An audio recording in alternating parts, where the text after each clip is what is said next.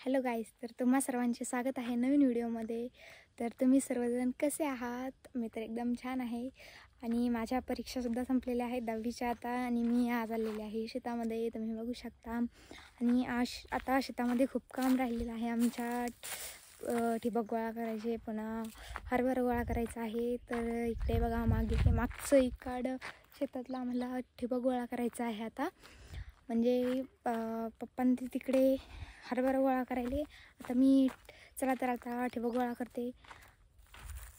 खूप काम राहिलेले आहे शेतामध्ये आमच्या. महिनाभर पेपरच गेले, 1 तारखेपासून ते 26 तारखेपर्यंत.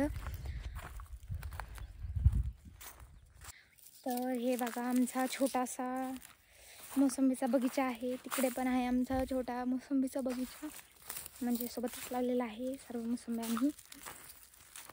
आणि तिकडे आमचा मोठा मोसंबीचा बगीचा आहे. चला तर आता आम्ही करते ठिबक गोळा. आज खूप ऊन पडलेलं होतं, त्यामुळे आम्ही सकाळपासून काहीच काम नाही केलं. आम्ही लिंबाच्या सावलीत बसलेलो होतो. आता 4 वाजलेले आहेत आणि ऊन खूप कमी झालेलं आहे, त्यामुळे आता आम्ही करणार आहे ठिबक गोळा. चला.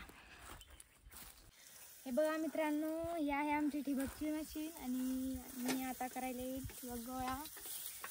खूप सारे ठिबक गोळा करायचा आहे. इकडे पण आमचं, तिकडे पण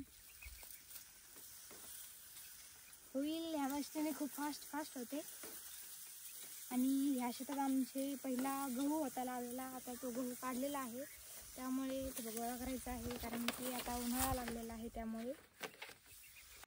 तर मित्रांनो, आता खूपसं ठिबक गोळा करणं झालेलं आहे आमचं, म्हणजे अर्ध झालेलं आहे. आणि आता 6 वाजले म्हणून आम्हाला जायचं आहे आता घरी.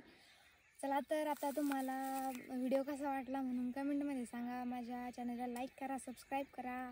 मी आजपासून ब्लॉगिंग चालू केलेली आहे, फॉलो करा.